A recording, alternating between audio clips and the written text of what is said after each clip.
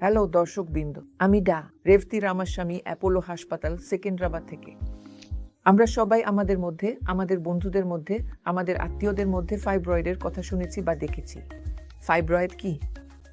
Fibroid সাধারণত জরাজুর দেয়াল বা জরাজুর পেশি থেকে উৎপন্ন হওয়া এক ধরনের নিরীহ বৃদ্ধি। সব ফাইব্রয়েড কি বিপজ্জনক? না।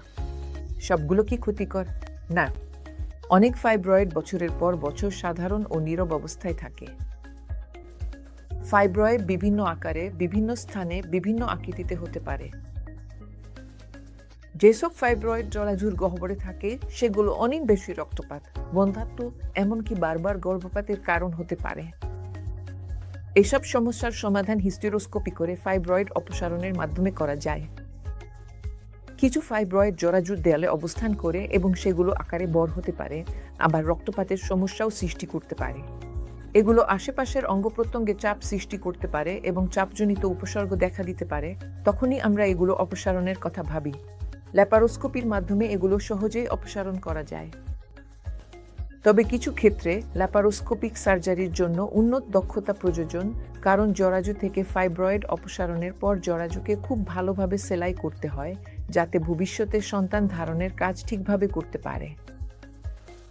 কখনো কখনো যখন ফাইব্রয়েডটি খুব বড় হয়, তখন আমাদের পেটের স্তর কেটে খুলে ফাইব্রয়েডটি অপসারণ করতে হয়।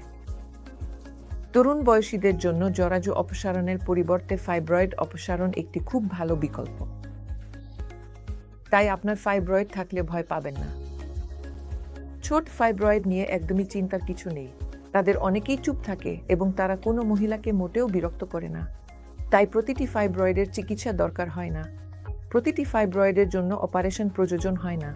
কিছু ফাইব্রয়েডের জন্য ওষুধও আছে। ফাইব্রয়েডের জন্য কিছু বিকল্প পদ্ধতিও আছে, যেগুলো নিয়ে এখনো অনেক গবেষণা চলছে। তবে বর্তমানে সবচেয়ে আশাব্যঞ্জক হলো ফাইব্রয়েডের সার্জিক্যাল অপসারণ। ধন্যবাদ বন্ধুরা।